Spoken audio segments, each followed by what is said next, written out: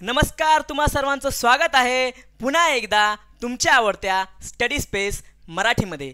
आज आपण जीवाणू म्हणजेच बॅक्टेरिया यांच्यावर आधारित काही MCQ पाहणार आहोत। म्हणजे कोणत्या बॅक्टेरियामुळे कोणता आजार होतो किंवा कोणता आजार कोणत्या बॅक्टेरियामुळे होतो। आपण लगेच आपल्या लेक्चरला सुरुवात करूयात। त्या अगोदर मी तुम्हाला काही गोष्टी सांगतो बॅक्टेरियाबद्दल। बघा, एक असतो प्रोकार्योटिक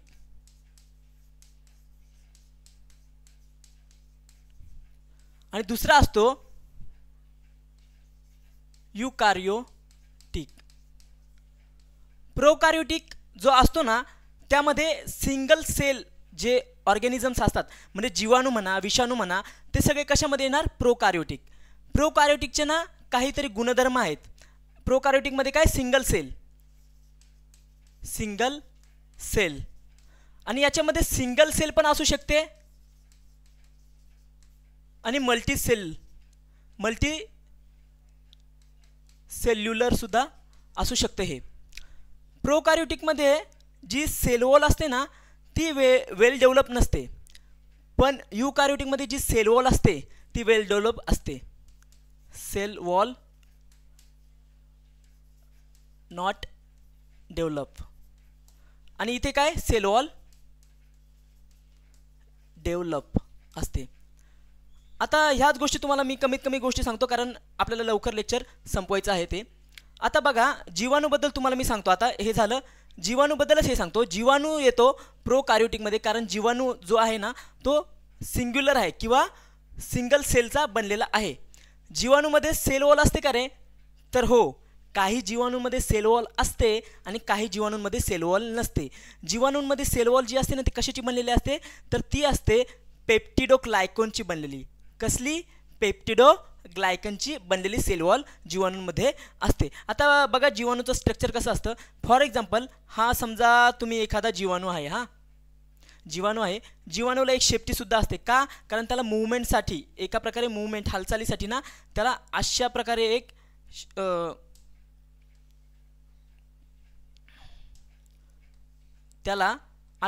एक शेपटीसुद्धा असते। तिला काय म्हणतात? ह्या शेपटीला फ्लॅजेला म्हणतात। काय म्हणतात? शेपटीला फ्लॅजेला। आता याच्यामध्ये केंद्रक जे असतं ना, केंद्रक जे असेल ते वेल डेव्हलप नसतं, म्हणजे असं एकदम थोडंसं तुटक पुटक असं असतं। आणि याच्यामध्ये जेनेटिक मटेरियल जो असेल ना, तो DNA असेल, DNA। पण हे बघा, मी तुम्हाला सांगितलं की जे हे केंद्रक जे आहे ना, ते वेल डेव्हलप नसतं, त्यामुळे ते एकदम तुटक पुटक असू शकतं किंवा कधी कधी नसू पण शकतं। त्यामुळे हा DNA ना कधी कधी ना पूर्ण ह्या सेलमध्ये सुद्धा इकडून इकडं फिरत राहतो। याच्यामध्ये कुठे कुठे रायबोझोम्ससुद्धा असतात। आता रायबोझोम्समध्ये काय असतं? तर रायबोझोम्समध्ये असतं एका प्रकारे प्रोटीन असतं रायबोझोम्समध्ये आणि वेगवेगळं स्ट्रक्चर। आता हेच फ्लॅजेला झालं, शेपटी वगैरे, हे याचं स्ट्रक्चर आहे। जो विषाणू असतो ना, तो विषाणू याच्यापेक्षा कमी याचा असतो, किंवा विषाणूमध्ये काय असतं? फक्त जेनेटिक मटेरियल DNA किंवा RNA असेल आणि फक्त इथं प्रोटीनची एक प्रकारे अशी लेअर असते, बाकी काय नसतं। म्हणजे व्हायरसपेक्षा किंवा विषाणूपेक्षा डेव्हलप कोण असतं? जीवाणू। एवढं झालं। आता चला आपण लगेच वेळ वाया न घालवता लगेच आपले MCQ सुरू करूयात। हे बघा, पहिला MCQ तुमच्या पुढे आहे। मी आधी प्रश्न वाचतो। खालीलपैकी कोणता जीवाणू पोटाच्या अल्सरचा कारणीभूत आहे? आता ऑप्शनसुद्धा वाचतो। एक, स्ट्रेप्टोकोकस न्यूमोनिया, हा आहे का? दुसरं बघा ऑप्शन, हेलिकोबॅक्टर पायलोरी।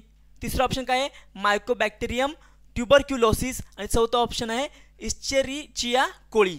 हे ऑप्शन आहेत। आता मी तुम्हाला आधी उत्तर सांगतो याचं उत्तर आहे ऑप्शन नंबर 2, हेलिकोबॅक्टर पायलोरी हे याचं उत्तर आहे।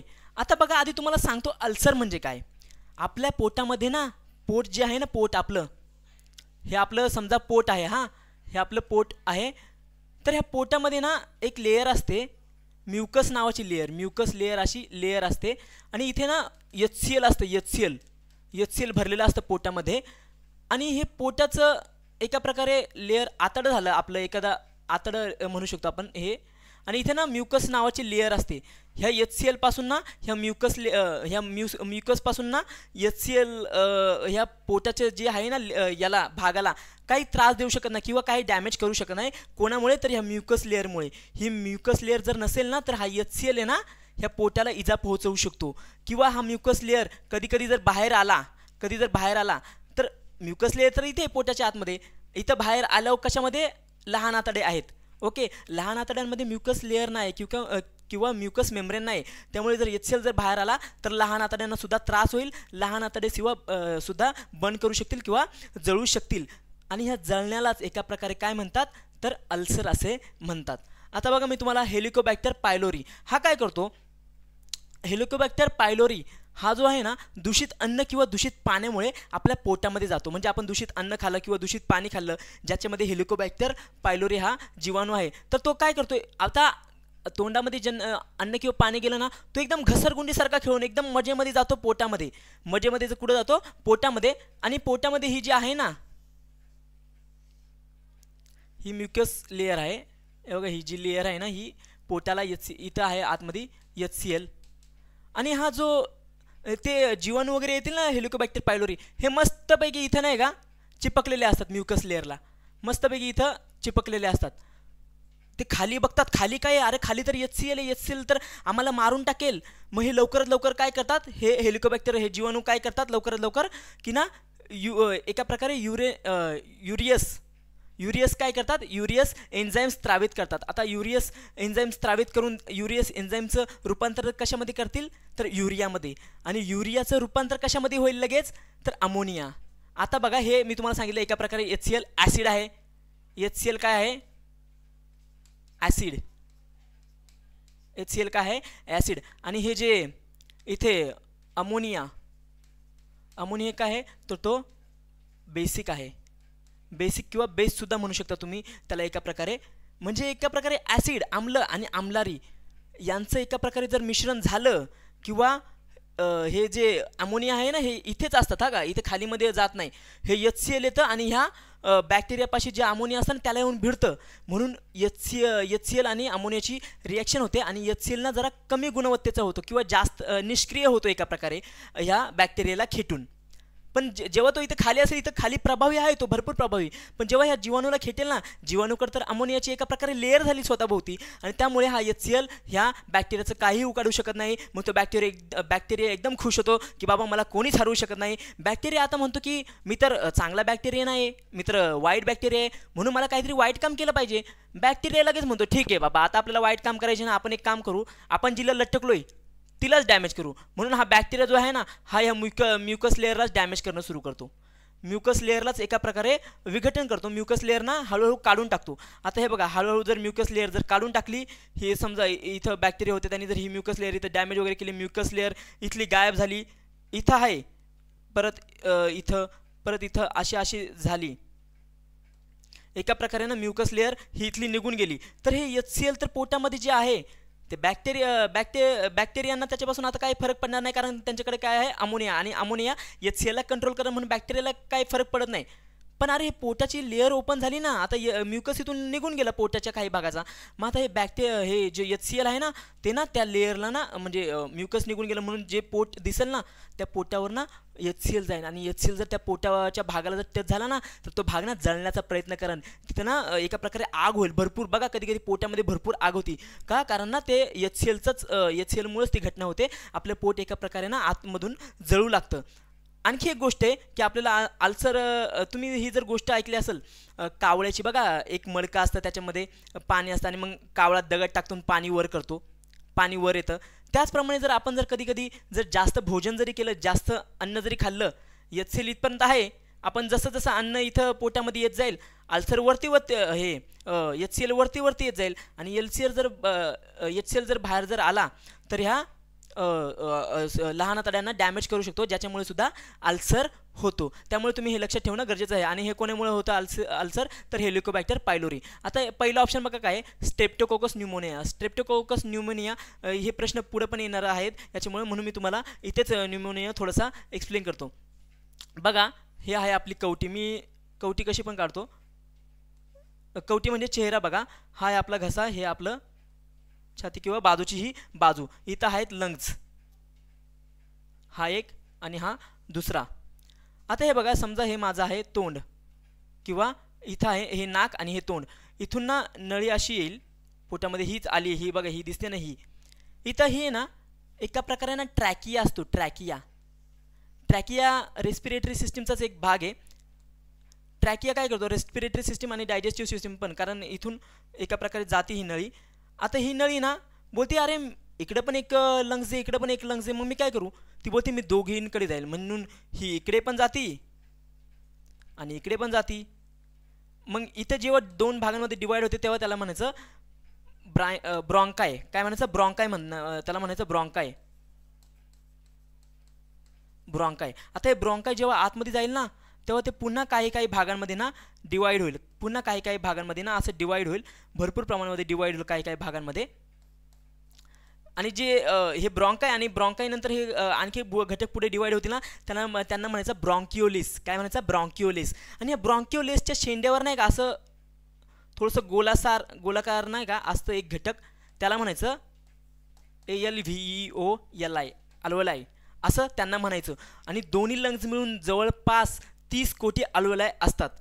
आपण श्वास घेतो, श्वास आला ट्रॅकियामधून इथं ब्रॉन्कायमधून कुठे गेला तर ब्रॉन्किओलेसमध्ये गेला, आणि ब्रॉन्किओलेस नंतर इथं कुठे गेला तर अल्व्होलायमध्ये गेला. आता अल्व्होलायला जे असतं ना ते रक्तकेशिका जोडलेल्या असतात, आणि रक्तकेशिकांमध्ये काय असतो तर हिमोग्लोबिन ना इथूनच ह्या अल्व्होलायमधूनच ऑक्सिजन घेतो आणि जातो शरीरामध्ये वेगवेगळ्या भागांकडे, वेगवेगळ्या सेल्सकडे, त्यांना ऑक्सिजन देतो. आणि तिथून ऑक्सिजन काय ग्लुकोजला जातो, ग्लुकोज जाळल्यावर काय 38 ATP एनर्जी तयार होते, कार्बन डायऑक्साईडसुद्धा तयार होतं आणि पाणीसुद्धा थोड्या प्रमाणामध्ये तयार होतं. मग तिथून कार्बन डायऑक्साईड उचलतो, घेऊन येतो आणि परत ह्या अल्व्होलायमध्ये जमा करतो, आणि मग इथून ऑक्सिजन हे कार्बन डायऑक्साईड पुन्हा बाहेर निघून जाईल. अशा प्रकारे ही सिस्टीम होती. पण आता बघा जो स्ट्रेप्टोकोकस न्यूमोनिया आहे ना तो एखाद्या व्यक्तीच्या शिंकण्यामधून किंवा खोकण्यामधून त्यांचे जे ड्रॉपलेट्स असतात ना त्याच्यामुळे आपल्या तोंडातून किंवा नाकामधून तो आतमध्ये येईल. जेव्हा नाकामधून किंवा तोंडामधून आत येईल ना तो बोलतो हम तो जाएंगे लंग्स में, तो लगेच इथं लंग्समध्ये टर्न घेतो. ब्रॉन्कायमधून गेला ब्रॉन्क्युलिसमधून गेला अल्व्होलायमध्ये ना तो राहतो, बोलतो अरे हे तर घर खूपच छान आहे, मला हे आवडलं. मग तो काय करतो की ना तिथं ना काही काळाने ना हळूहळू एका प्रकारचं लिक्विड स्त्रावित करतो आणि मग एका प्रकारे ना इथं ब्लॉकेज करून टाकतो. इथून येतो हिमोग्लोबिनला बोलतो ए लांब चल लांब, आणि इकडून पण ऑक्सिजन आहे ना ऑक्सिजनला पण जाऊन देत नाही. एका प्रकारे ना हिमोग्लोबिन आणि ऑक्सिजनचं ना एका प्रकारे हे जोडून देत नाही एका प्रकारे, त्यामुळे काय इथं एका प्रकारे ब्लॉकेज होतं. म्हणून हे त्रासदायक आहे काय स्ट्रेप्टोकोकस न्यूमोनिया. आणि न्यूमोनियाचा हा एका प्रकारे प्रकारच आहे. आणि न्यूमोनियाचे आणखी काय प्रकार आहेत. काही न्यूमोनिया ना हे मायकोबॅक्टेरियम ट्युबरक्युलोसिससुद्धा याच्यामुळे सुद्धा होतात. न्यूमोनिया मायकोबॅक्टेरियम ट्युबरक्युलोसिस हे मुळात तर TB साठीच कारणीभूत आहे, पण हे जे न्यूमोनिया आहे याच्यासाठी सुद्धा हा मायकोबॅक्टेरियम ट्युबरक्युलोसिस हा जो जीवाणू आहे ना तो सुद्धा कारणीभूत आहे. आता मायकोबॅक्टेरियम ट्युबरक्युलोसिसबद्दल आपण जाणूया, म्हणजे TB बद्दल आपण जाणूया. TBमध्ये काय होतं, TBमध्ये सुद्धा हीच घटना होते. आता ही न्यूमोनियामध्ये काय झालं की इथे येऊन थांबले कोणते जीवाणू, स्ट्रेप्टोकोकस न्यूमोनिया हे जीवाणू येऊन थांबले. त्याचप्रमाणे मायकोबॅक्टेरियम ट्युबरक्युलोसिस सुद्धा श्वसन मार्गामधून आले, ट्रॅकियामध्ये गेले, ट्रॅकियामधून कशात गेले तर ट्रॅकियामधून ब्रॉन्कायमध्ये गेले, ब्रॉन्कायमधून ब्रॉन्क्युलिसमध्ये गेले, ब्रॉन्क्युलिसमधून कुठं गेले तर ब्रॉन्क्युलिसमधून अल्व्होलायमध्ये गेले. आणि हे काय करतात, ज्याप्रमाणे हे करतात ना न्यूमोनिया स्ट्रेप्टोकोकस त्याच्यापेक्षा डेंजर काम करतात. म्हणजे हे जर कमी प्रमाणामध्ये जर लिक्विड स्त्रावित करत असेल ना तरी भरपूर प्रमाणामध्ये, न्यूमोनियामध्ये तरी थोडं तरी श्वास घेऊ शकतो, याच्यामध्ये तर ना एकदम जास्त प्रमाणामध्ये लिक्विड स्त्रावित होतं आणि आपल्याला श्वास घ्यायला ना भरपूर त्रास होतो. आणि जर श्वास घ्यायला त्रास झाला ना तर ना आपलं लंग्स एका प्रकारे काम करणं बंद होतात. आणि याच्यामध्ये ना घशामध्ये सुद्धा खरखर किंवा आपला आवाज निघत नाही बघा, घशामध्ये सुद्धा असे एका प्रकारे जळजळ होते. आणि म्हणून TBमध्ये आपल्याला अन्न जात नाही आणि घशामध्ये जळजळ झाल्यामुळे किंवा घसा दुखत असल्यामुळे ना त्याला एका कट्स वगैरे आतून जातात आणि इथे आतमध्ये एका प्रकारे जे लिक्विड स्त्रावित झालेलं आहे ते ना खूपच घट्ट लिक्विड असतं. आणि जेव्हा आपण खोकतो किंवा थुंकतो ना तेव्हा कधीकधी TBमधून ना आपल्याला बाहेर रक्तसुद्धा पडू शकतं. आणि हा संसर्गजन्य रोग आहे तो शिंकीमधून किंवा थुंकल्याने त्याच्यामध्ये जे ड्रॉपलेट्स असतात त्याच्यामधून एका व्यक्तीपासून दुसऱ्या व्यक्तीमध्ये जातो. आता बघा इश्चेरिचिया कोळी म्हणजे एका प्रकारे इकोलाईसुद्धा आपण याला म्हणू शकतो, इकोलाईसुद्धा म्हणू शकतो. हा काय आहे, हा ना एका प्रकारे जे सेक्शुअल आपले मार्ग असतात म्हणजे लैंगिक जननांग म्हणू शकतो आपण ज्याला, म्हणजे हे पेनिस म्हणा किंवा स्त्रियांमध्ये व्हाजायना म्हणा, त्यामधून आत एंट्री करतो आणि याच्यामुळे एक आजार होऊ शकतो. त्याला म्हणतात UTI. UTIचा फुल फॉर्म काय रे, तर युरिनरी ट्रॅक्ट इन्फेक्शन सुद्धा म्हणू शकतो. हा काय करतो, कोण इकोलाय काय करतो, इकोलाय जननांगपासून आतमध्ये जाईल, म्हणजे पेनिस आणि व्हॅजिनापासून आतमध्ये जाईल. आतमध्ये गेल्यावर तिथे काय असेल रे, तिथे आहे युरेथ्रा.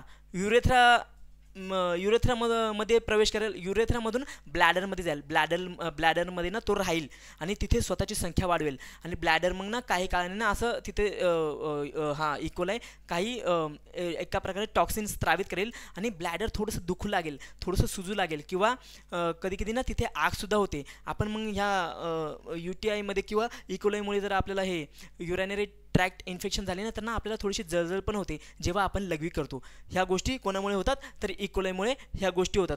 आता बघा, इकोलाय हा जर जननांगापासून होतो तेव्हा सुद्धा इकोलाय हा ना सेक्शुअल ट्रान्समिटेड डिसीज नाही. म्हणजे असं नाही की बाबा फिजिकल रिलेशन्स झालं किंवा सेक्शुअल इंटरकोर्स झाला तरच तुम्हाला हे आजार होईल, तसे नाही. ते कशामुळे होते ते सुद्धा तुम्हाला सांगतो. आणि हा इकोलायमुळे जर जो UTI होतो ना, तो ना महिलांमध्ये फार प्रमाणामध्ये होतो पुरुषांच्या तुलनेमध्ये. आता हे पण का ते सांगतो. बघा, आपल्या भारतीय समाजामध्ये अजूनही एक गोष्ट अशी माइंडसेट असा चालू आहे की ना, पुरुष ना स्वतःला एका प्रकारे मर्द असा दर्शवतो. तो मर्द आहे का नाही हे त्यालाच ठाऊक, पण तो असं दर्शवतो. म्हणून तो जर कधी लघवीला वगैरे वॉशरूमला वगैरे गेला ना, तो एकदम खुल्ला निवांतपणे विचार करत नाही, म्हणजे कुठे पण धार वगैरे मारल. पण जर त्याला जर UTIचा प्रॉब्लेम असेल, त्याच्या याच्यामध्ये जर इकोलाय वगैरे असेल आणि हे जर त्याला इन्फेक्शन झालं असेल, तर त्याच्या लघवीमधून ते इन्फेक्शन सगळीकडे पसरू शकतं. ओके. आणि जर महिला जर त्याच बाथरूममध्ये किंवा टॉयलेटमध्ये गेली, तर स्त्रीचं जी व्हाजायना आहे ना, ती एका प्रकारे ना ओपन सिस्टीम आहे, नाही का, आणि म्हणून ते बॅक्टेरिया ना लगेच व्हाजायनावर इफेक्ट करतील आणि व्हाजायनामधून लगेच आत जातील. पुरुषांची सुद्धा ओपन सिस्टीम आहे, पण ती एका प्रकारे थोडीशी कमी सुद्धा म्हणू शकतो की थोडीशी कमकुवत आहे. जास्त चान्स मिळत नाही जीवाणूला जायला. जीवाणू जातात पण जास्त चान्स नाही. इथं तर एका प्रकारे ओपन सिस्टीम आहे स्त्रियांमध्ये, म्हणून स्त्रियांमध्ये UTI हा भरपूर प्रमाणामध्ये होऊ शकतो. म्हणून जर पुरुष जर कधी वॉशरूमला वगैरे गेले ना, तर पाणी व्यवस्थितपणे टाकत जा. महिला तर टाकतीलच, पण पुरुषांनी सुद्धा व्यवस्थितपणे क्लीन वगैरे केलं पाहिजे, कारण त्यांच्या घरामध्ये सुद्धा त्यांची आई वगैरे असेल, बहीण वगैरे असेल, बायको वगैरे असेल, मुलगी वगैरे असेल, त्यामुळे ती तरी काळजी बाळगा. तुम्ही वॉशरूमला वगैरे गेले तर व्यवस्थितपणे पाणी टाका, जेणेकरून जर तुम्हाला जर हे UTI वगैरे असेल हे टाळता येईल महिलांमध्ये. आता बघा, हे आपल्या इथं झालेलं आहे. आता आपण पुढचा प्रश्न घेऊ. बघा, पुढचा प्रश्न आहे, खालीलपैकी कोणता जीवाणू गोनोरियाचा कारणीभूत आहे? ऑप्शन असतो, एक आहे नायसेरिया गोनोरे, दुसरा आहे क्लॅमिडिया ट्रॅकोमॅटिस, तिसरा आहे ट्रेपोनिमा पलिडम, चौथा आहे मायकोप्लाझ्मा जेनिटॅलियम. आधी तुम्हाला मी सांगतो याचं उत्तर काय आहे. याचं उत्तर आहे ऑप्शन नंबर 1 नायसेरिया गोनोरे. गोनोरे जो आहे ना, गोनोरिया जो आहे ना, तो ना सेक्शुअल ट्रान्समिटेड डिसीज आहे.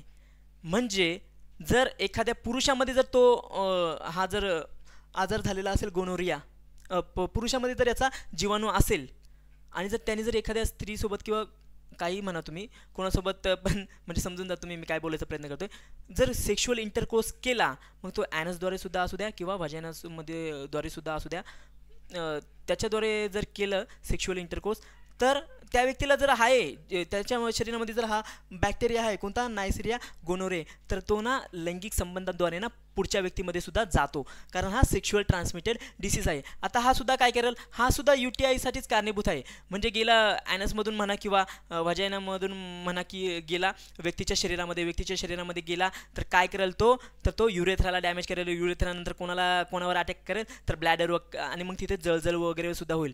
हे ना पुरुषांमध्ये ना खूप हानिकारक आहे, म्हणजे महिलांमध्ये सुद्धा हानिकारक आहे पण पुरुषांमध्ये पण, कारण पुरुषांच्या ना पेनिसमधून ना याच्यामुळे ना पूससुद्धा येऊ शकतं आणि पुरुषांचं जे पेनिस आहे ना ते दुखतंसुद्धा भरपूर प्रमाणामध्ये. लघवी करताना सुद्धा खूप प्रमाणामध्ये त्रास होतो. महिलांना सुद्धा ह्या गोष्टी होतात, लघवी करताना वगैरे त्रास होतो. कशामुळे, तर नायसेरिया गोनोरिया ह्या जीवाणूमुळे गोनोरियाचा प्रॉब्लेम होतो. हा जो जीवाणू आहे ना तो पुढे जात राहतो. त्याला पुढे आता काय महिलांमध्ये काय भेटेल, त्याला महिलांमध्ये पुरुषांमध्ये काय भेटेल तर किडनी भेटेल. किडनीला सुद्धा डॅमेज करू शकतो. आणि महिलांमध्ये ना गर्भाशय, बघा गर्भाशय जे आहे ना, गर्भाशयमध्ये एक फेलोपियन ट्यूब असते. फॉर एक्झाम्पल मी हे काढलं गर्भाशय,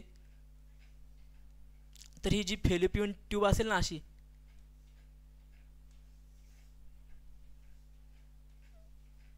तर ना ही अशी एक फेलोपियन ट्यूब आहे. इथं अंडाणू तयार होईल हां महिलांमध्ये, आणि ते येऊन इथं फेलोपियन ट्यूब जी आहे ना इथे येऊन थांबेल काही काळाने, इथे येऊन थांबेल आणि इथे येऊन काय तर स्पर्म्सची वाट बघत राहील. पण गोनोरिया काय करेल, कधी कधी आतमध्ये जर गेला ना तर ह्यांना ह्या फेलोपियन ट्यूबलाच एका प्रकारे डॅमेज करेल, म्हणजे इथं काम करणं थांबवेल. मग अंडाणू इथं जाणारच नाही, आणि मग स्पर्म्स जरी आला तरी अंडाणू तिथे जाणार नाही. दोघांच्या मध्ये ना एका प्रमाणे ना ब्लॉक वगैरे म्हणजे काहीतरी होईल, किंवा एका अडथळा निर्माण होईल, जेणेकरून ना बाळाला जन्मसुद्धा महिलांना देता येणार नाही, कारण अंडाणूचं आणि स्पर्मचं एका प्रकारे मिलन होणार नाही. आता पुढचा ऑप्शन बघा काय आहे, chlamydia trachomatis. Same to same sexual transmitted disease, sexual transmitted disease आहे, हे सुद्धा सेक्शुअल ट्रान्समिटेड डिसीज आहे. याच्यामुळे सुद्धा हेच सगळे ह्याच सगळ्या गोष्टी होतात. सेम टू सेम म्हणजे नायसरिया गोनेरियामुळे ज्या गोष्टी होतात त्याच गोष्टी क्लॅमिडिया ट्रायकोमॅटिसमुळे होतात. फक्त फरक काय आहे की हा ना जरा हानिकारक आहे. हानिकारक म्हणजे का, कारण याच्यामुळे पेनिसमधून वगैरे म्हणा की पू वगैरे येतं, आणि पेनिस वगैरे किंवा लघवी करताना त्रास वगैरे होतो. याच्यामध्ये पू निघण्याची शक्यता खूप कमी असते, पण हां लघवी वगैरे करताना प्रॉब्लेम वगैरे होतो, आणि युरिनरी ट्रॅक्ट इन्फेक्शनसुद्धा याच्यामुळे होते. पण हा पण जाऊ शकतो गर्भाशयामध्ये आणि याला डॅमेज करू शकतो. आणि जर बाळ असेल ना गर्भाशयामध्ये बाळ जर असेल तर बाळाच्या ना डोळ्यांवर वगैरे म्हणा डोळ्यांवर वगैरे प्रॉब्लेम होऊ शकतो बाळाच्या डोळ्यांना. म्हणून जर बाळाने जर जन्म घेतला, बाळालासुद्धा त्रास होईल, बाळालासुद्धा हा गोनोरिया वगैरे त्रास होईल. आणि बाळाने जर जन्म घेतला ना तर बाळाचे डोळे निकामीसुद्धा होऊ शकतील, म्हणजे अंधत्वसुद्धा येऊ शकतं. इम्युन सिस्टीमलासुद्धा काही प्रमाणामध्ये डॅमेज करू शकतो हा गोनोरिया कोणाच्या, बाळाच्या, जर बाळ गर्भाशयामध्ये आधीपासून असेल तर. आता बघा ट्रेपोनिमा पॅलिडम, हा पण काय आहे रे, STD म्हणजे काय, सेक्शुअल ट्रान्समिटेड डिसीज. हे तिन्ही सेक्शुअल ट्रान्समिटेड डिसीज आहे. हा पुढचा पण सेक्शुअल तो मी एक्सप्लेन करतो. ट्रेपोनिमा पॅलिडम हा काय, सेक्शुअल ट्रान्समिटेड डिसीज म्हणजे असुरक्षित लैंगिक संबंधापासून हा आजार होतो. याच्यामध्ये सुद्धा काय होईल, लैंगिक संबंधामधून गेला म्हणजे युरेथ्रा, मग काय झालं ब्लॅडर, मग युरेटर्स वगैरे यांना डॅमेज वगैरे तो करत जाईल, किडनीप्रमाणे मध्ये वगैरे जाईल. स्त्रियांमध्ये पण ह्या घटना होतील, बालकाला सुद्धा प्रॉब्लेम येऊ शकतं, अंधत्व वगैरे येऊ शकतं, हे याच्यामध्ये होतं. आणि हे बघा पॅलिडम, ट्रेपोनिमा पॅलिडम याच्यामुळे ना एक आजार होतो, तो आहे सिफिलिस.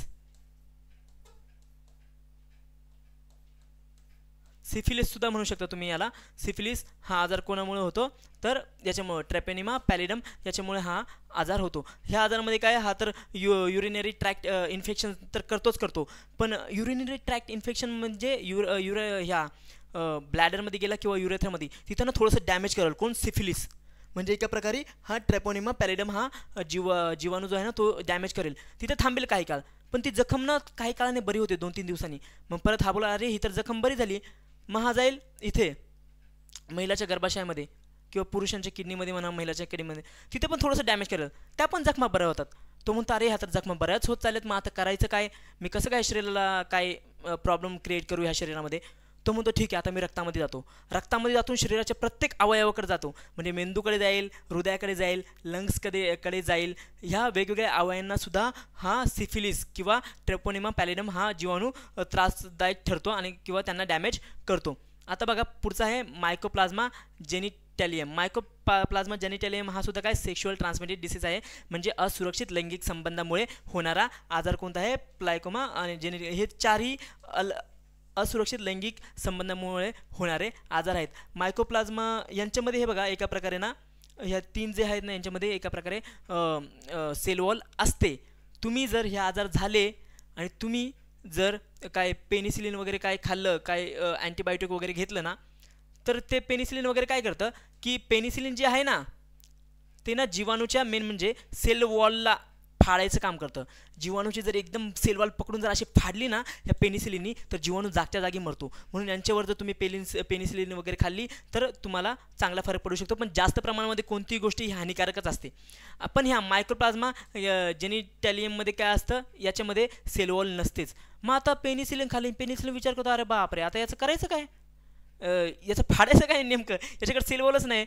मग हा पण खुश होतो हा मायकोप्लाझ्मा जेनिटॅलियम की बाबा हा तर मला मारू शकत नाही, मग म्हणून तो जरा सेफ राहतो. मग त्याच्यावर अँटीबायोटिक वगैरे वेगळे असतील.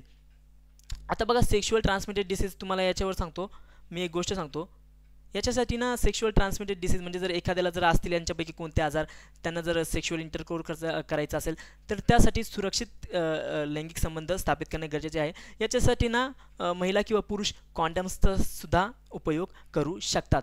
आणि आणखी एक गोष्ट की जर समजा फॉर एक्झाम्पल एक व्यक्ती आहे, एक व्यक्ती याच्यापैकी कोणताही आजार नाही, सेक्शुअल ट्रान्समिटेड डिसीज नावाचा कोणताही जीवाणू याच्या शरीरामध्ये नाही, आणि त्यांनी कितीही लोकांसोबत, समजा की त्यांनी जर 100 लोकांसोबत जर लैंगिक संबंध केले आणि ह्या 100 लोकांपैकी पण कोणामध्ये हा जीवाणू किंवा आजार नाही आहे, तर मग ह्या व्यक्तीला सुद्धा हा आजार होणार नाही.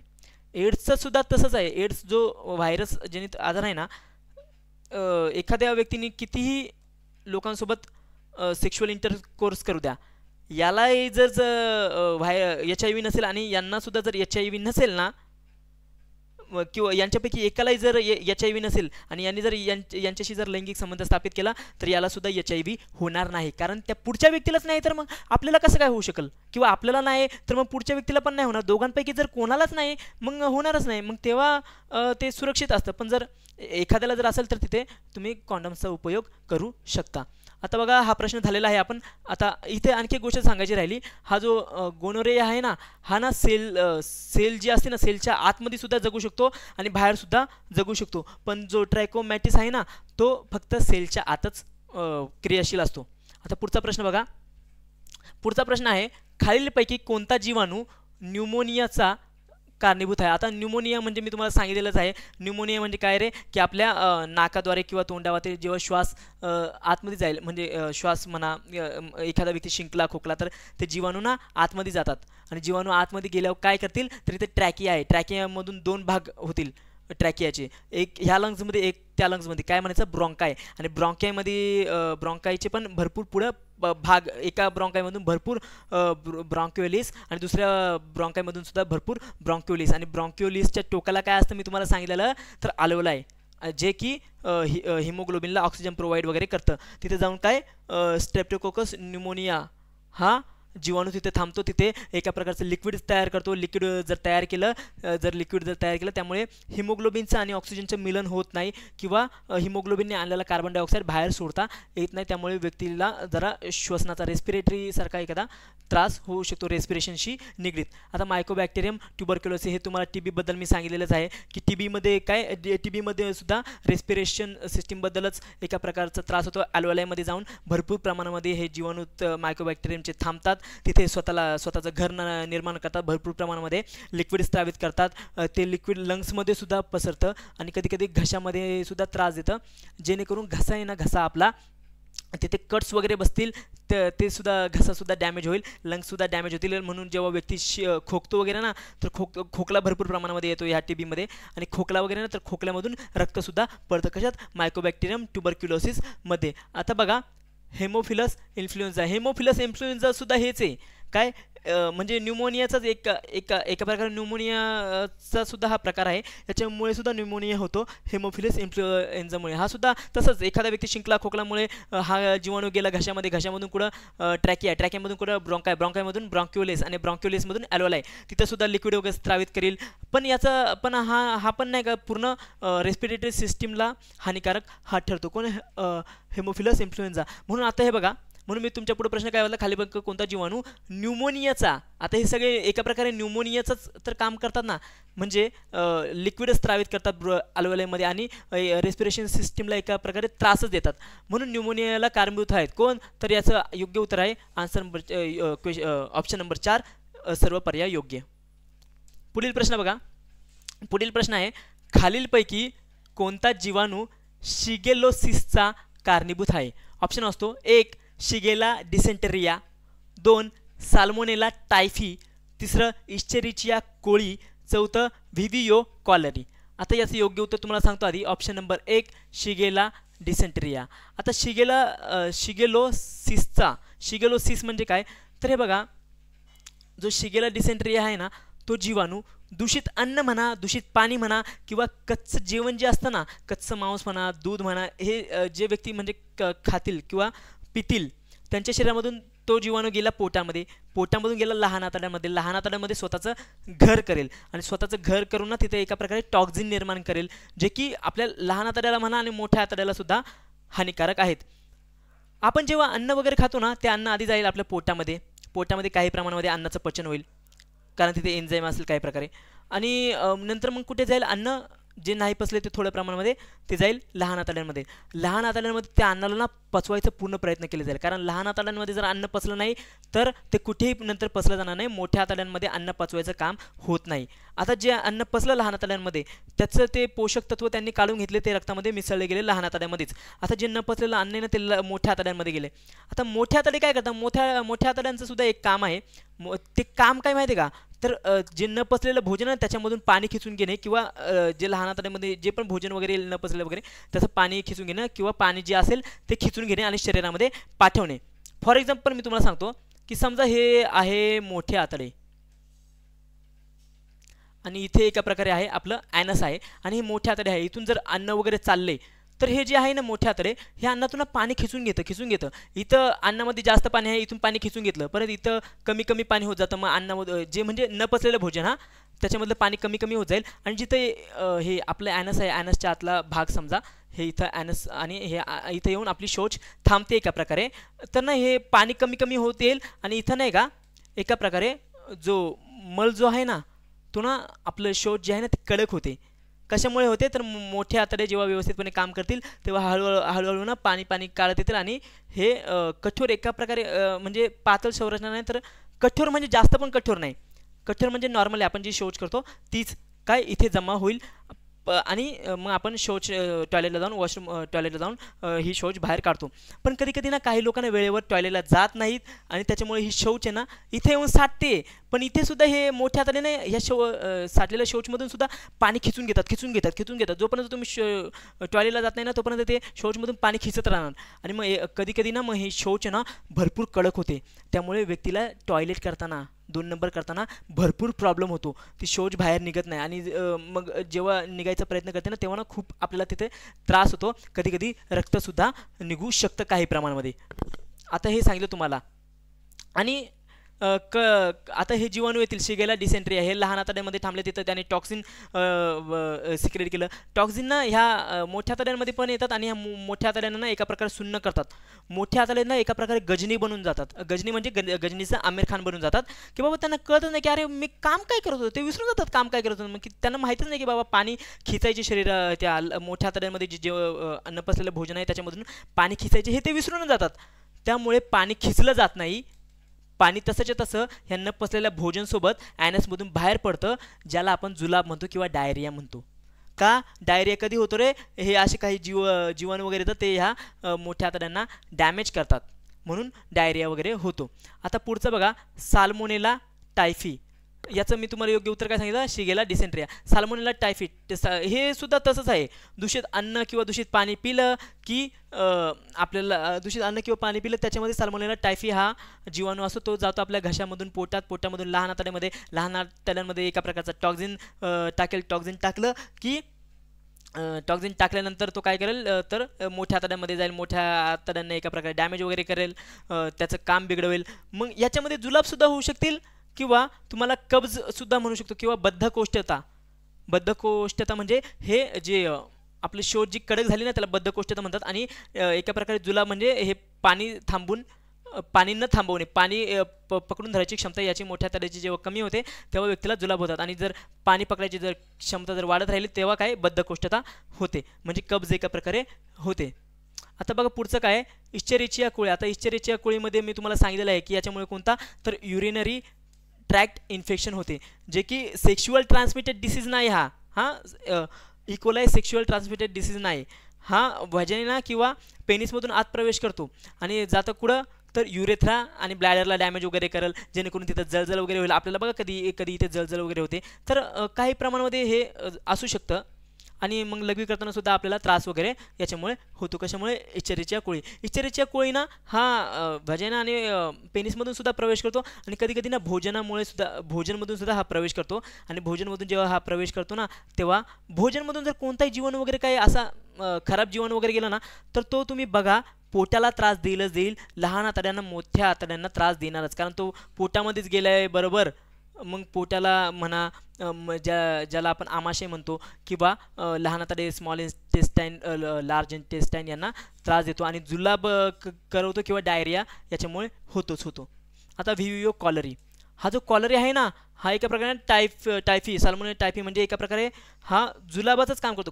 कच्चं अन्न खाल्लं किंवा खराब अन्न किंवा खराब पाणी पिलं तर ते जातं पोटांमध्ये, आणि पोटामध्ये गेलं तर स्मॉल इंटेस्टाईन, तिथं टॉक्झिन निघेल, आणि टॉक्झिन काय करेल की सगळीच एकदम संरचना बिघडून टाकेल, लहान आतड्यांना सुद्धा त्रास देईल आणि मोठ्या आतड्यांना सुद्धा त्रास देईल. पण याच्यामध्ये ना कॉलरामध्ये जुलाब जे असतात ना ते एकदम पाण्यासारखे पातळ असतात, भरपूर पातळ जुलाब होतात. कशामध्ये? कॉलरामध्ये एका प्रकारे शरीरातलं ना पाणीच कमी होतं, घामसुद्धा तुम्हाला भरपूर प्रमाणामध्ये येईल, किंवा तुम्हाला उलटीसुद्धा भरपूर प्रमाणामध्ये येण्याचं लक्षण कोणामध्ये आहे तर ते कॉलराचं लक्षण आहे. यावर काय तर ORS घेऊ शकता, ओरल रिहायड्रेशन सोल्युशन. त्यामध्ये काय असेल? पाणी असेल, मीठ असेल, ग्लुकोज काय करेल तर मायटोकॉन्ड्रियामध्ये जाईल आपल्या सेल्सच्या, आणि तिथे ऑक्सिजन घेऊन ग्लुकोज जाळेल, जेणेकरून आपलं जे गळून गेलेलं शरीर आहे ते पुन्हा सक्रिय होईल आणि शरीर ताजेतवाने वाटेल. आता पाण्याची कमतरता म्हणून शरीरामध्ये पाणी गेलं, आणि सॉल्ट काय करेल तर सॉल्टचं कामच आहे पाणी धरून ठेवणं शरीरामध्ये, म्हणून सॉल्टसुद्धा महत्त्वाचं आहे, जे आहे ORS. आता हे झाला, हा प्रश्न आपल्याला झालेला आहे. आता पुढचा प्रश्न बघूया. पुढचा प्रश्न बघा काय, खालीलपैकी कोणता जीवाणू टायफॉइडला कारणीभूत आहे? टायफॉइडला ऑप्शन काय? साल्मोनेला टायफी, दुसरा आहे साल्मोनेला एंटेरिटिडिस, तिसरं काय? एस्चेरिचिया कोळी, चौथा आहे व्हिडिओ कॉलरी. बघा आत्ताच आपण याच्या आधी डिस्कस केलेले हे आहेत ऑप्शन्स, म्हणून याचं उत्तर मी तुम्हाला डायरेक्ट सांगतो. याचं उत्तर काय? ऑप्शन नंबर 1 साल्मोनेला टायफीमध्ये तुम्हाला काय सांगितलं मी की दूषित भोजन पाणी वगैरे पिलं तर ते जाईल पोटामध्ये, मग स्मॉल इंटेस्टाईन, मग लार्ज इंटेस्टाईन यांना डॅमेज करेल, बद्धकोष्ठता होऊ शकते, किंवा तुम्हाला जुलाबसुद्धा याच्यामध्ये होऊ शकतात.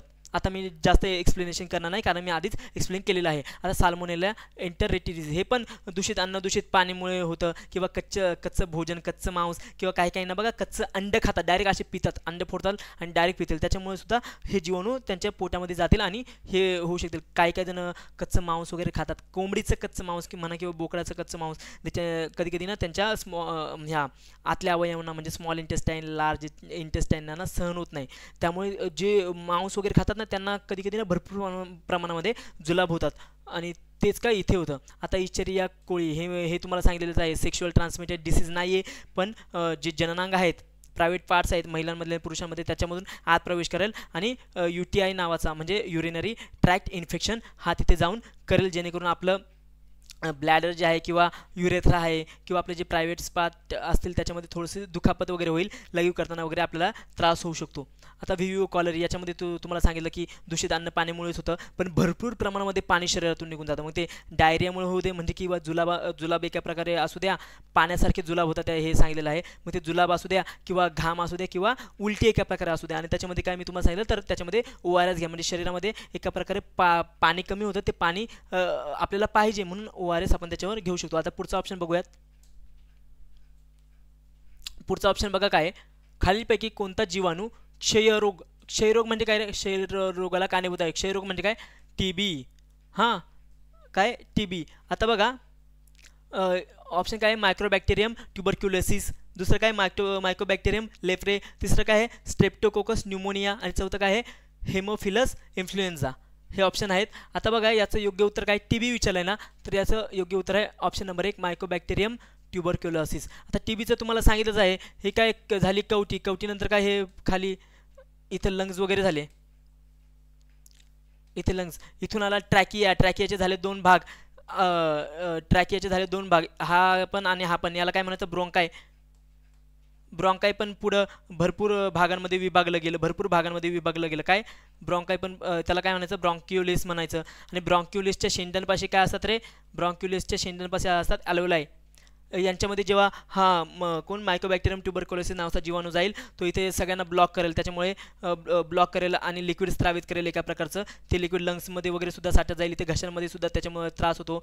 आणि जेव्हा लिक्विड साठेल तेव्हा एका प्रकारे हिमोग्लोबिनचं आणि ऑक्सिजनचं मिलन होणार नाही, जेणेकरून हिमोग्लोबिन ऑक्सिजनला घेऊन जाऊ शकत नाही, किंवा हिमोग्लोबिनने आलेला कार्बन डायऑक्साईड तो लंग्समध्ये टाकू शकत नाही, कारण इथे एका प्रकारे मध्ये वॉल आली, एक प्रकारे ब्लॉक झाले, तो रस्ता जायला मार्गच नाही. आणि हे जेव्हा इथं घशामध्ये सुद्धा असेल ना, घशाला सुद्धा खूप त्रास होईल, घशामध्ये कट्स वगैरे बसतील, तर लंग्समध्ये सुद्धा लिक्विड जमा झाल्यामुळे हे लंग्सला एका प्रकारे डॅमेज करून, जेणेकरून लंग्समध्ये लालसर म्हणजे एका प्रकारे रक्ताचाच प्रकार, रक्तच एका प्रकारे ते निघेल आणि आपण जेव्हा खोकेल किंवा थुंकेल ना, आपल्या थुंकीमधून रक्त निघेल जर TB असेल तर. TBवर बघा एक TB झाली, एक लस आहे BCG नावाची लस आहे, तिला काय म्हणतात बॅसिलस कॅलिमेटी ग्युरिन हे याचा फुल फॉर्म आहे. बॅसिलस म्हणजे काय रे, बॅसिलस म्हणजे जीवाणू, आणि कॅलिमेटी आणि ग्युरिन हे 2 शास्त्रज्ञ होते फ्रान्समध्ये, त्यांनी ही लस काढलेली म्हणून म्हणून याला BCG नाव दिलं. बॅसिलस म्हणजे जीवाणू, आणि कोणी काढली, कॅलिमेटी आणि ग्युरिन यांनी काढली, म्हणून याला BCG असं नाव दिलं. आता बघा, एखाद्या व्यक्तीला किंवा लहान बाळांमध्ये जन्म झालेला ही BCG लस दिली जाते, कारण बाळाला क्षयरोग असण्याची क्षमता सुरुवातीला, म्हणजे नंतर तर होऊ शकतो बाहेरून वगैरे, पण सुरुवातीला जर आईला वगैरे असेल तर बाळाला होऊ शकतो, पण जर जन्म घेतला त्याला बाळाला शक्यता कमी असते. म्हणून जर बाळाने जन्म वगैरे घेतला तर त्याला BCG लस देतात. जेणेकरून आता लस बघा, BCG लस देतील, त्याच्यामध्ये काय असेल रे, त्याच्यामध्ये असेल मायकोबॅक्टेरियम ट्युबरक्युलोसिस नावाचा जीवाणू असेल, पण तो असक्रिय असेल म्हणजे तो इम्युन सिस्टीमला डॅमेज करू शकत नाही. आता ती लस दिली शरीरामध्ये लस दिल्यामुळे ते हे निष्क्रिय मायकोबॅक्टेरियम शरीरामध्ये गेले, तर इम्युन सिस्टीम आपल्याला लगेच बघते, अरे हाताला आपला शत्रू आला, याला पकडा, याला मारा. आणि जेव्हा ते त्याला मारतील, आधीपासूनच ते मेलेले आहेत म्हणजे निष्क्रिय आहेत, एका प्रकारे त्याला पकडतील आणि त्याला म्हणजे एका प्रकारे संपून टाकतील. आता इम्युन सिस्टीमला आपल्याला माहीतच नाही, किंवा WBCला आपल्याला माहीतच नाही की बाबा तो आधीपासूनच निष्क्रिय, त्याला वाटतं सक्रियच आहे, कारण शत्रू आला एका प्रकारे, त्याला एका प्रकारे संपून टाकतात. आणि संपून टाकल्यानंतर ना शरीरामध्ये ना काय अँटीबॉडी म्हणजे कशी, TBचीच किंवा मायकोबॅक्टेरियम ट्युबरक्युलोसिस ह्या जातीचीच एका प्रकारे अँटीबॉडी तयार करून ठेवेल. आणि इम्युन सिस्टीम अँटीबॉडीला काय सांगेल की ह्या जातीचा जर परत एखादा जीवाणू जर शरीरामध्ये आला ना, तर तू तिला समाप्त करून टाक. मग आता लस तर आधीच दिलेली आहे बाळाला, बाळ आता मोठं वगैरे झालं, त्याला जर कधी TBचा जीवाणू जर त्याच्या शरीरामध्ये आला, तर इम्युन सिस्टीम काय म्हणाल, थांब, माझ्याकडे एक्सपिरियन्स आहे का बघू दे. अरे हा, माझ्याकडे अँटीबॉडी आहे, म्हणजे माझ्याकडे एका प्रकारे एक्सपिरियन्स आहे. एक अँटीबॉडी घेतली, फेकून मारली एका प्रकारे, कशाला, ह्या जीवाणूला. जीवाणू जागेवरच मेला. पण जर कोणी जर आधीपासूनच हे घेतलं नाही, BCG वगैरे घेतली नाही, लस घेतली नाही, आणि बाहेरून जर जीवाणू त्याच्या शरीरामध्ये आला, आधी लस दिली त्याच्यामध्ये निष्क्रिय होतं, पण बाहेरून आल्यावर तर सक्रिय असेल ना, सक्रिय जीवाणू आला, बोलतो काय रे इम्युन सिस्टीम, तू काय मला मारायचा प्रयत्न करतो, बघू. इम्युन सिस्टीम बोलते नाही साहेब, माफ करा. इम्युन सिस्टीम एका प्रकारे त्या ह्या क्षयरोगापुढे हार मानते, आणि हिच्यावर इम्युन सिस्टीमवर ताबा मिळवते, आणि स्वतः इथे येऊन घर करून बसते. मग ह्या लंग्सला सुद्धा त्रास, घशाला सुद्धा त्रास, आणि मग ह्या अख्ख्या बांध्याला त्रास. त्याच्यामुळे हा TBचा सुद्धा झालेला आहे, तुम्हाला सांगितलेलं आहे. मायकोबॅक्टेरियम लेप्रे, याच्यामुळे काय होतं तर लेप्रोसी जो आजार आहे ना, तो मायकोबॅक्टेरियम लेप्रेमुळे होतो. हा सुद्धा जीवाणूमुळे होणारा आजार आहे, आणि हा सुद्धा श्वसन मार्गातून किंवा थुंकीतून एका व्यक्तीमधून दुसऱ्या व्यक्तीमध्ये पोहोचू शकतो. आता लेप्रोसी म्हणजेच हे एका प्रकारे ना, तुम्ही याला काय म्हणतात, कुष्ठरोग सुद्धा आपण याला म्हणतो. कशाला, लेप्रोसीला. याच्यामध्ये काय काय होतं रे बघा, ह्या आजारामध्ये ना सर्वात जास्त जे होतात ना, सेंट्रल नर्वस सिस्टीम आपली कोणती असते तर मेंदू, आणि आपला हा बॅकबोन जो असतो ना, बॅकबोन किंवा मनका म्हणू शकतो आपण, त्याला स्पायनल कॉर्ड म्हणतो आपण, तर त्याला म्हणतात सेंट्रल, हे मेंदू आणि हा spinal cord central nervous system, ज्यामध्ये नर्व्स असतात सेंट्रल नर्वस सिस्टीम. आणि आणखी एक असतात पेरिफेरल नर्वस सिस्टीम. मेंदूपासून आणि स्पायनल कॉर्डपासून निघतात आणि शरीराच्या स्किनला जाऊन भिडतात एका प्रकारे. म्हणून जर टच वगैरे केलं ना आपल्याला शरीराला, किंवा बर्न वगैरे काय झालं आपल्या स्किनला वगैरे, तर त्या पेरिफेरल नर्व्ह सिस्टीमनं डायरेक्ट स्पायनल कॉर्डला किंवा मेंदूला सांगतात की बाबा कोणीतरी टच केलेलं आहे, किंवा काय जळालं तर लगेच ते सांगतात की बाबा आमच्या इथं शरीरापाशी इथं जळालेलं आहे. कोण, पेरिफेरल नर्व्ह सिस्टीम एका प्रकारे त्याप्रमाणे काम करते. आणि त्या पेरिफेरल नर्व्ह सिस्टीम कशाला, हा शरीराच्या स्किनला येऊन खेळतात. पण ह्या लेप्रोसीमध्ये ना हे पेरिफेरल नर्व्ह सिस्टीमना काम करणं बंद करतात. म्हणून जर एखाद्या ज्या व्यक्तीला जर कुष्ठरोग वगैरे असेल किंवा लेप्रोसी म्हणू शकतो त्या असेल, आणि त्याच्या शरीरावर ना काही जर घाव वगैरे झाले ना, त्याला ना वेदना जाणवतच नाही, म्हणजे वेदनाशील होतं, कारण पेरिफेरल नर्व्ह सिस्टीमनेच काम करणं बंद केले. मग मेंदूपर्यंत, स्पायनल कॉर्डपर्यंत ह्या संवेदना जातीच नाही, त्याच्यामुळे आपल्याला काय वाटत नाही की बाबा काय झाले म्हणून, त्या व्यक्तीला काही जाणवतच नाही, किंवा त्याचे स्कर्ट्स वगैरे झाले तरी त्याला काय म्हणजे एवढं काही जाणवत नाही, बर्न वगैरे स्किन झाली तरी काय जाणवत नाही. त्या व्यक्तीचे ना डोळेसुद्धा एका प्रकारे ना काम करणं बंद होतात ह्या गोष्टीमुळे. लेप्रोसीमध्ये ज्या व्यक्तीला झाला आहे कुष्ठरोग त्या व्यक्तीचे डोळेसुद्धा काम करणं बंद होतात, डोळेसुद्धा असे पार न दिसणं कमी होतं त्यांना एका प्रकारे. कशामध्ये? कुष्ठरोगामध्ये आणखी काय होतं, जे व्यक्तीचे बोटे वगैरे आहेत ना हाताचे पायाची ती ना अशी वाकडे तिकडे होऊन जातात एका प्रकारे, त्यांना वस्तू पकडणंसुद्धा कठीण होतं. कशामुळे? तर मायकोबॅक्टेरियम लेप्रोसीमुळे, ह्या जीवाणूमुळे, आणि लेप्रोसी हा आजार होतो. तर मग याच्यामध्ये नाही का, जर एखाद्या व्यक्तीला जर कुष्ठरोग असेल तर त्याच्या उपचार म्हणजे ना मल्टिपल ड्रग्ज देतात. का? कारण आजारच एवढा भयानक आहे हा. मल्टिपल ड्रग्ज त्याला दिले जातात, म्हणजे त्या ड्रग्जमधून वेगवेगळे जे सिस्टीम असतील त्या पुन्हा ओपन केले जातील आणि ते एका प्रकारे त्याच्या शरीरावर जे पण अपाय एका प्रकारे जे रोग वगैरे झालेत ते व्यवस्थितपणे बरे करता येतील. ज्या जखमा वगैरे आहेत ना त्यांचीसुद्धा व्यवस्थितपणे काळजी घेतली जाते या कुष्ठरोगवाल्या व्यक्तीची, कारण जखमेमधून सुद्धा भरपूर प्रमाणामध्ये रक्त वगैरे थोडंसं वाहू शकतं किंवा पूसुद्धा वाहू शकतं एका प्रकारे. आता बघा स्ट्रेप्टोकोकस न्यूमोनियाचं तर तुम्हाला सांगितलेलंच आहे, ज्या प्रकारे मायकोबॅक्टेरियम ट्युबरक्युलोसिस असतो पण हा स्ट्रेप्टोकोकस न्यूमोनिया याच्यापेक्षा थोडासा कमजोर असतो. तो पण हेच काम करतो की बाबा हिमोग्लोबिनला ऑक्सिजन घेऊन देत नाही किंवा हिमोग्लोबिनला एका प्रकारे कार्बन डायऑक्साईड इथं बाहेर सोडून देत नाही, म्हणून श्वसन मार्गाचाच तो एका प्रकारचा त्रास आहे. आता हेमोफिलस इन्फ्लुएन्झा म्हणजे काय? इन्फ्लुएन्झा म्हणजे तुम्ही याला व्हायरस समजू नका, आपण काय म्हणतो इन्फ्लुएन्झा म्हणजे एका प्रकारे ताप वगैरे, तो काय एका प्रकारे व्हायरस आहे, पण इथं हा जीवाणू आहे हेमोफिलस इन्फ्लुएन्झा, तो काय करतो? तो पण श्वसन मार्गाचाच एका प्रकारे त्रास करतो आणि श्वसन मार्गाला एका प्रकारे असाच फ्लुइड वगैरे किंवा द्रव तयार करून त्रास देण्याचं काम कोण करतं? तर हेमोफिलिया इन्फ्लुएन्झा. याचं उत्तर मायकोबॅक्टेरियम ट्युबरक्युलोसिस आहे, क्षयरोगाचा कारणीभूत घटक. पुढचा प्रश्न बघा, खालीलपैकी कोणता जीवाणू टिटॅनसचा कारणीभूत आहे? टिटॅनस म्हणजे काय? टीटी, आपण टीटीचं इंजेक्शन घेतो ना रे. हां, ऑप्शन बघा, क्लोस्ट्रीडियम टेटानी, दुसरा आहे क्लोस्ट्रीडियम बोटलिनम, तिसरा आहे क्लोस्ट्रीडियम परमिगन्स आणि चौथा आहे क्लोस्ट्रीडियम डिफिसिल. आता याचं उत्तर सांगतो तुम्हाला. याचं उत्तर आहे ऑप्शन नंबर 1 क्लोस्ट्रीडियम टेटानी.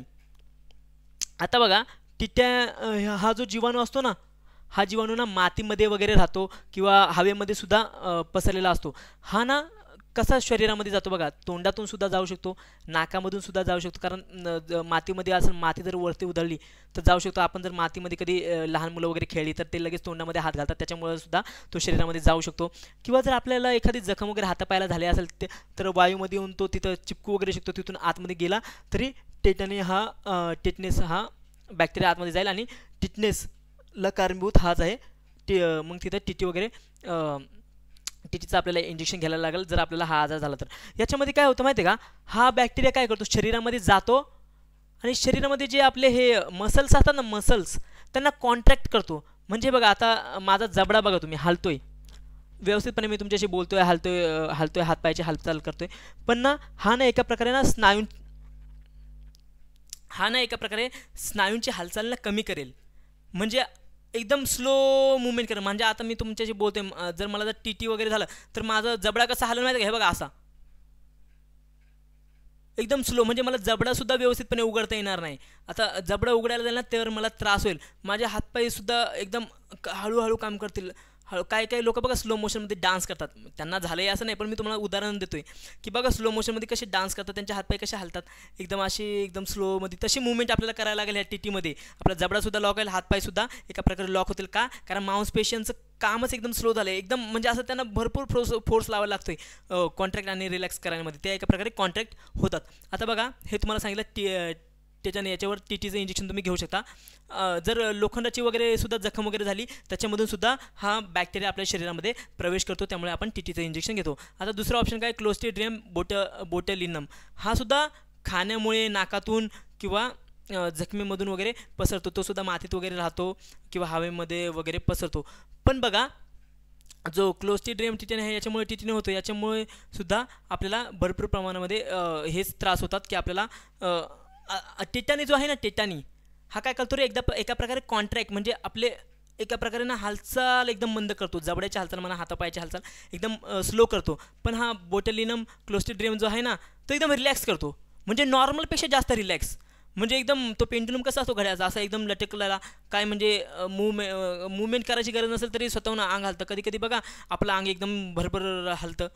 किंवा तुम्ही जर किंग कॉंग पिक्चर बघितलेला असेल किंग कॉंग बघा, किंग कॉंग पिक्चर बघितला असेल तर तो माकड किंवा तो गोरिला जो असतो भरपूर मोठा किंग कॉंग, तो डायनोसॉरचं तोंड फाडतो बघा. फाडल्यानंतर तो बघा कसं जॉईंट करायचा एकदा प्रयत्न करतो, असं वर करतं सोडून देतं, वर करतं सोडून देतं. म्हणजे असं फोर्स लावायची गरज नाही, आपोआपच होती ती घटना. आपल्याला फोर्स म्हणजे हे टिटानिक जे आहेत ना क्लोस्ट्रिडियम, ते एका प्रकारे जास्त फोर्स लावण्याची गरज असते त्याच्यामध्ये. आणि बोटलिनम क्लोस्ट्रिडियममध्ये कमी म्हणजे फोर्स लावला नाही तरी चालतं, ते आपोआप मुवमेंट होतात. त्याच्यामुळे सुद्धा आपल्याला भरपूर प्रमाणामध्ये त्रास होतो. आता हे क्लोस्ट्रिडियम परमिगन्स आणि क्लोस्ट्रिडियम डिफिसिल हे सुद्धा अशाच प्रकारचे आहेत. पण हे ना शरीरामध्ये जेव्हा प्रवेश करतात ना, ते एका प्रकारे ना पोटावर म्हणा किंवा लहान आतडे किंवा मोठ्या आतड्यांवर परिणाम करतात. आणि मी तुम्हाला सांगितलं ते जर लहान आतड्या याच्यामध्ये वगैरे गेले तर एका प्रकारचं टॉक्सिन सिक्रेट करतील. टॉक्सिन जर सिक्रेट त्यांनी केलं तर एका प्रकारे तुम्हाला पोटाचे म्हणा लहान आतडे मोठ्या आतडे यांचा त्रास होतो. ते जळजळ करतील, दुखतील किंवा जुलाब वगैरे भरपूर प्रमाणामध्ये होऊ शकतात. ते जे आहे बद्धकोष्ठता ते सुद्धा होऊ शकतं यांच्यामुळे. आता पुढचा प्रश्न बघा. पुढचा प्रश्न आहे, खालीलपैकी कोणता जीवाणू घसा वेदना म्हणजे काय सोर थ्रोट म्हणजे घशामध्ये दुखणे एका प्रकारे कारणीभूत आहे. आता ऑप्शन बघा काय आहे, स्ट्रेप्टोकोकस पायोजेनस, दुसरा आहे स्ट्रेप्टोकोकस न्यूमोनिया, तिसरा आहे हेमोफिलस इन्फ्लुएन्झा, चौथं काय आहे मायक्रोबॅक्टेरियम ट्युबरक्युलोसिस. आता याचं उत्तर आधी तुम्हाला सांगतो, स्ट्रेप्टोकोकस पायोजेनस. सोर थ्रोट सांगितलं आहे. सोर थ्रोट म्हणजे इथला जो गळा आहे ना इथंच. हा जो स्ट्रेप्टोकोकस पायोजेनस हा जो बॅक्टेरिया आहे ना, तो खाण्यापासून पण येऊ शकतो किंवा श्वसन मार्गापासून पण येऊ शकतो. बघा आपल्या शरीरामधून जिथून पण बॅक्टेरिया शरीरामध्ये येतात ना, तिथे नाही का काही प्रमाणामध्ये ना लिक्विड किंवा एका प्रकारचं एन्झाईम असतं, त्याला म्हणतात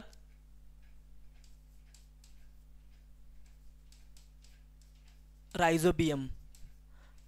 म्हणजे नाकांमधून सुद्धा जीवाणू आत येतील तिथं सुद्धा रायझोबियम असतो. तोंडामधून सुद्धा आपण अन्न वगैरे किंवा पाणी खातो तिथं सुद्धा रायझोबियम वगैरे असतो. किंवा लघवीमध्ये सुद्धा रायझोबियम असतो, शौचमध्ये सुद्धा रायझोबियम असतो, घाम निघतो त्या पोर्समध्ये सुद्धा रायझोबियम असतो. तो काय करतो, जर जीवाणू विषाणू आला ना तर तो एका प्रकारे त्यांना हरवायचं किंवा त्यांना मारायचं काम एका प्रकारे करतो. पण काय जर जीवाणू वगैरे शक्तिशाली असेल तर रायझोबियम जास्त शक्तिशाली नाही, तो कमजोर आहे, म्हणून त्याला हरून आत येतात ते एका प्रकारे. आता जर तोंडातून वगैरे आत आले जीवाणू वगैरे काहीतरी, हे बघा इथं टॉन्सिल आहेत. टॉन्सिल पण इम्युन सिस्टीमचाच एक भाग आहे. लहान मुलांमध्ये खूप सक्रिय असतो, पण जसं जसं लहान मुलांचं वय वाढत जाईल म्हणजे ते मोठे होत जातील त्यांच्यामध्ये तो कमजोर होत जातो. जेव्हा जीवाणू वगैरे आला शरीरामध्ये आणि इथं जर टॉन्सिलशी भिडला तर टॉन्सिलला त्याला हरवायचा प्रयत्न करतं किंवा त्याच्याशी युद्ध करतं. जेव्हा टॉन्सिल त्याच्याशी युद्ध करतं ना, तेव्हा टॉन्सिलला काही प्रमाणामध्ये, जास्त नाही पण काही प्रमाणामध्ये ना सुजल्यासारखं दिसतं, तेव्हा तो युद्ध करतोय त्या जीवाणूशी वगैरे. ओके, पण जर जास्त सुजला तर ते टॉन्सिल काढावं लागतं, त्याच्यावर ऑपरेशन वगैरे करून ते टॉन्सिल काढावं लागतं. म्हणजे टॉन्सिल एका प्रकारे समजायचा हारला असं म्हणू शकतो आपण, जर जास्त सुजला वगैरे तर. आता हा जो स्ट्रेप्टोकोकस पायोजेनस जो आहे ना, तो घशामध्ये येतो आणि घशाला ना पूर्णतः डॅमेज करून टाकतो. स्वरग्रंथी आहे, स्वरग्रंथीला डॅमेज करतो आणि आपल्या तोंडातून आवाजसुद्धा निघू शकत नाही. एखादं गाणं वगैरे बोलायला गेलो किंवा शब्दसुद्धा बोलायला गेलो किंवा कधी आपण जेवण जरी करायला गेलो ना, गिळताना अन्न गिळताना किंवा पाणी गिळताना सुद्धा त्रास होतो. आता बघा इथे सुद्धा 2 एंडोक्राइन ग्लँड आहेत, थायरॉइड ग्रंथी आणि त्याच्या आजूबाजूला कोणती पॅराथायरॉइड. तर त्यांचं सुद्धा याच्यामुळं काम बिघडतं. पॅराथायरॉइड काय करायचं की आयोडीन घेऊन थायरॉक्सिन नावाचा हॉर्मोन, आणि त्याच्यामुळे थायरॉक्सिन हॉर्मोन काय करायचं, पेशीला बोलायचं की तू लवकरात लवकर सक्रिय हो, चांगल्या प्रकारे काम कर, ग्लुकोज तुझ्याकडे आहेच, ऑक्सिजन घे आणि व्यवस्थितपणे ह्या व्यक्तीच्या शरीरामध्ये एनर्जी निर्मित कर. आता हे तर हा जीवाणू तर मग थायरॉइडला पण बिघडवल, त्याच्यामुळे पेशी व्यवस्थितपणे काम करणार नाही, शरीरामध्ये एनर्जी निर्माण होणार नाही आणि शरीर गळून पडेल. त्याचप्रमाणे पॅराथायरॉइड आहे. पॅराथायरॉइड काय मुख्य काम करायचं तर कॅल्शियम शरीरामध्ये जे येईल ना त्याला एका प्रकारे हाडांमध्ये किंवा दातांमध्ये साठवायचं काम करायचं. कोण? पॅराथायरॉइड ग्रंथी. तिचंसुद्धा हे काम बिघडवेल, त्याच्यामुळे तिथंसुद्धा थोडंसं डॅमेज वगैरे ती सिस्टीम होईल. त्याच्यामुळं हे झालं. आता स्ट्रेप्टोकोकस न्यूमोनिया, हा न्यूमोनिया होतो याच्यामुळे तुम्हाला सांगितलं आहे काय, गेला जीवाणू शरीरामध्ये श्वसनमार्गाद्वारे तोंडावाटे थुंकीतून किंवा खोकल्याने वगैरे पसरतो हा रोग. जर गेला श्वसन मार्गामध्ये तर ट्रॅकियानंतर ब्रॉन्किओनंतर डिवाइड होत जातात, ब्रॉन्क्युलिस नंतर ॲलोला आहे, तिथं जाऊन काय हिमोग्लोबिनला ऑक्सिजन मिळणार नाही आणि हिमोग्लोबिन कार्बन डायऑक्साईड देऊ शकत नाही, तिथं मध्ये ब्लॉक करून टाकेल. हेमोफिलस इन्फ्लुएन्झा हा पण काय रेस्पिरेशन सिस्टीमचा एक डिसीज आहे, तो पण काय यांच्यासारखंच हा पण मायकोबॅक्टेरियम ट्युबरक्युलोसिस. आणि हे पण काय करतात की जातात लंग्सला डॅमेज करतात, लंग्समध्ये त्या अलवेल्यामध्ये घर करून बसतात, स्वतःचंच घर समजतात आणि स्वतःचं घर समजून ते बाहेरच्या लोकांना म्हणजे एका प्रकारे लंग्सला डॅमेज करतात, घसा वगैरे पण डॅमेज करतील. पण इथं खास करून काय सोर थ्रोट विचारलेला आहे म्हणून तो स्ट्रेप्टोकोकस पायोजेनस आहे. हा जो आहे ना तो फक्त जास्त करून घशालाच कारणीभूत आहे. हे पण आहेत काही प्रमाणात पण हा मुख्य आहे. पुढचा प्रश्न बघा, खालींपैकी कोणता जीवाणू गॅस्ट्रोएंटेरायटिसचा कारणीभूत आहे? आता आधी तुम्ही ऐका गॅस्ट्रोएंटेरायटिस म्हणजे काय.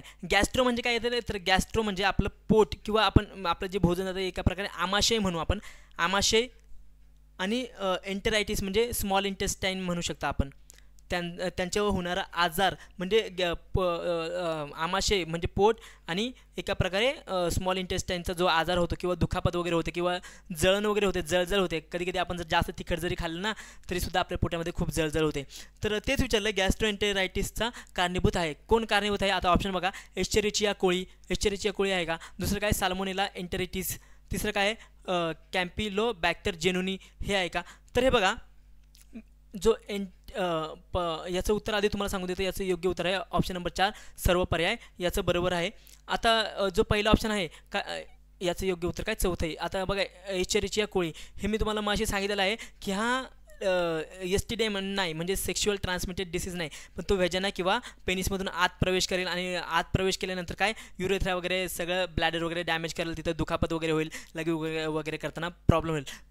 पण एस्चेरिचिया कोळी मी तुम्हाला माशी सांगितलेलंच होतं की हा भोजन मार्गातून सुद्धा शरीरामध्ये जातो. भोजन मार्गामधून गेला म्हणजे आमाशयामध्ये गेला म्हणजे काय नंतर काय स्मॉल इंटेस्टाईनमध्ये गेला, लहान तड्यांमध्ये, तिथून मोठ्या तड्यांमध्ये पण गेला, त्यांना सगळ्यांना डॅमेज करून ठेवल का? कारण तिथं टॉक्झिन रिलीज करेल त्यांचं. मग आणि पोटाच्या जर तुम्ही कोणता रोग बोलले ना तर त्यामध्ये जास्त प्रमाणे ना पोटदुखी होते, जळजळ होते आणि जुलाब, उलट्या हे यांचे कारणीभूत आहेत.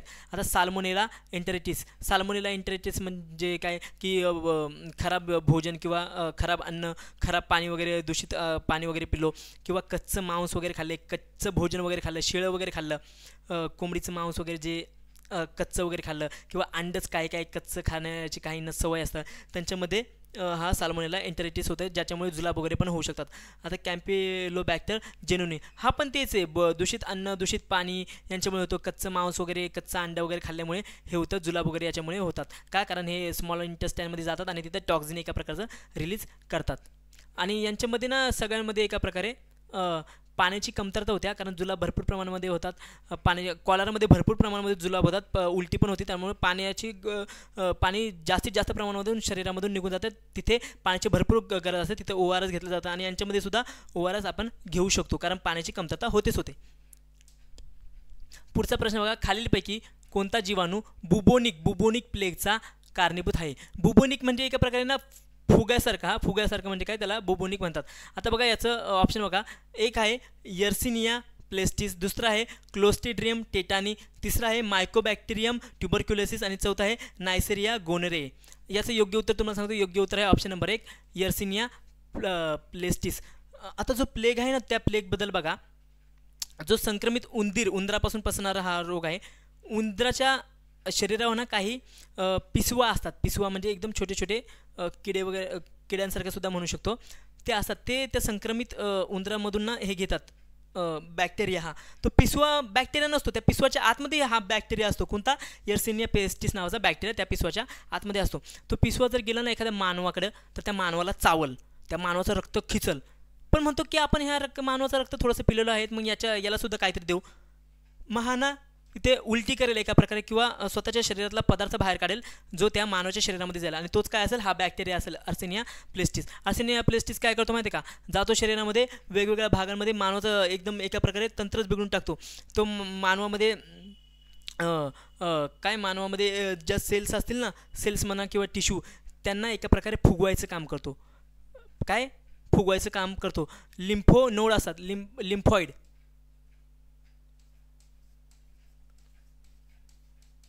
लिम्फॉइड नोड असतात ना एका प्रकारे शरीरामध्ये, त्यांच्यामध्ये जातो, त्यांना डॅमेज करतो. हे यांना डॅमेज करतो वगैरे, यांना फुगवायचं काम करतो. आणि जेव्हा ते फुगतील ना त्यालाच काय म्हणतात, फुगण्याला बुबोनिक, आणि हा प्लेगमुळे होतो, त्यामुळे बुबोनिक प्लेग याला असं म्हणतात. का? कारण हे वगैरे शरीर वगैरे फुगतं, शरीराचे हे लिम्फॉइड नोड वगैरे फुगतात. आणि हे बघा, प्लेगमध्ये सुद्धा, बुबोनिक प्लेगमध्ये सुद्धा ना शरीरावर ना काही काळे डाग येतात, काळी डाग. म्हणूनच प्लेगला भरपूर वेळा ब्लॅक डेथसुद्धा म्हणतात. का? कारण शरीरावर काळे डाग वगैरे येतात, आणि हा जीवाणूमुळे होणारा आजार आहे. आता बघा पुढचं काय, क्लोस्ट्रिडियम टेटानी. हे काय तुम्हाला टीटीचं तर सांगितलेलंच आहे.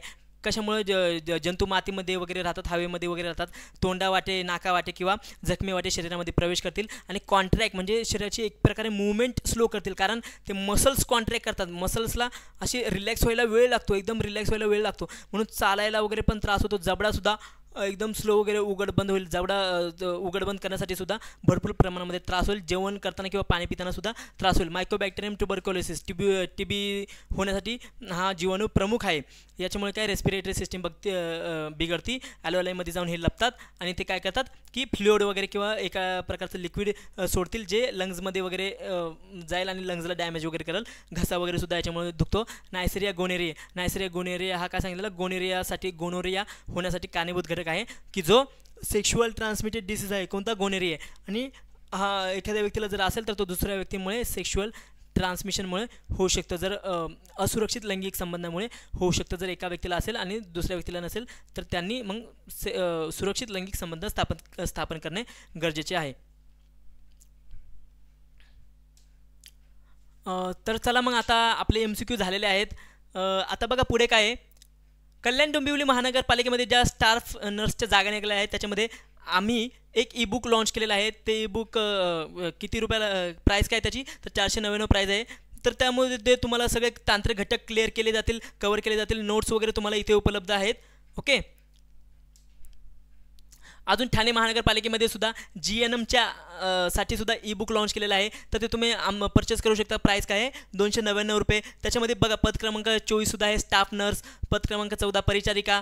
पद क्रमांक 21 पब्लिक हेल्थ नर्स. हे घटक जे आहेत किंवा हे जॉब वगैरे आहे, पद वगैरे आहेत, त्यांच्यासाठी सुद्धा PDF वगैरे उपलब्ध आहेत, अवेलेबल आहेत. आणि सामान्य ज्ञानचे जे व्हिडिओ आहेत, लेक्चर वगैरे, GK GS, ते आमच्या कोमल मॅम इथे तुमचं कवर करून घेतील पूर्णतः. तुम्हाला दुसरं कुठेही जाण्याची गरज नाही, इथेच तुमचं सगळं कवर होईल. आणि ठाणे महानगरपालिकेमध्ये सुद्धा प्रसाविका किंवा ANMच्या जागा निघालेल्या आहेत. त्याचासुद्धा तुम्हाला PDF वगैरे नोट्स मध्ये मिळतील. GK GS नोट्ससुद्धा अवेलेबल आहेत आणि नोट्स प्रिंट काढून सुद्धा तुम्ही शकता. आणि याची प्राईस परचेस किती रुपयामध्ये करू शकता तुम्ही, फक्त 199 रुपयेमध्ये तुम्ही परचेस करू शकता. स्वच्छता निरीक्षक SIच्या सुद्धा जागा महानगरपालिका RRBच्या सुद्धा तांत्रिक बॅच वगैरे सुरू केलेला आहे. त्याच्यासुद्धा PDF वगैरे तुम्हाला मिळू शकतील, व्हिडिओ वगैरे मिळतील. GK GS कोमल मॅम आमचं तुमचं कवर करून टाकतील. व्हॅलिडिटी बघा याची 6 महिन्याची आहे आणि फीज किती, 777 रुपये फीज आहे. आता तर चला मग आपला लेक्चर संपलेला आहे. मग तुम्हाला जर काही डाऊट वगैरे असेल तर तुम्ही कमेंट बॉक्समध्ये डाऊट विचारू शकता. मी हे डिटेलमध्ये एक्सप्लेन यासाठी केलं कारण हे बघा, तुम्ही गव्हर्नमेंट एक्झामची तयारी करत आहात. तुम्ही जर फक्त वरचे MCQ वाचत गेले किंवा पाठ करत गेले तर ते तर सगळेजणच करतील ना, तुम्ही पण करतात, सगळेजणच करतील. पण तुम्ही जर थोडंफार डिटेलमध्ये जर अभ्यास केला तर जे क्वेश्चन तयार करताना ते सुद्धा डिटेलमध्येच विचारतील, आदलामधलाच प्रश्न विचारतील, वरचे प्रश्न विचारणार नाहीत. म्हणून मी तुम्हाला डिटेलमध्ये एक्सप्लेन केलेलं आहे. कारण आम्हालासुद्धा वाटतं की तुम्ही एक्झाम क्रॅक करावी, तुम्हाला जॉब तुमच्या हातामध्ये असावा. म्हणून तुम्हाला जर काही डाऊट वगैरे असेल तर तुम्ही कमेंट बॉक्समध्ये विचारा. तुम्हाला जर आणखी काही इन्फॉर्मेशन पाहिजे असेल याबद्दल जे शिकवलं वगैरे किंवा एक्स्ट्रा इन्फॉर्मेशन कोणत्या घटकाची पाहिजे असेल तर तुम्ही कमेंट करा. आणि हे जे आहेत ना, हे तुम्हाला जे सांगितलं तर तुम्ही आमचा स्टडी स्पेस मराठी ॲप जो प्ले स्टोरला आहे तुम्ही तो सर्च करून इन्स्टॉल करून घेऊ शकता आणि त्या लॉग इन करून किंवा ईमेल ID टाकून वगैरे पासवर्ड जनरेट करून आमचा ॲप सुरू करा आणि ह्या बॅचेस परचेस करू शकता. किंवा जर ॲपची लिंक पाहिजे असेल तर आमच्या डिस्क्रिप्शन बॉक्समध्ये ॲपची लिंक आहे. तर मग आता इथेच थांबूया, भेटूया पुढच्या व्हिडिओमध्ये. धन्यवाद.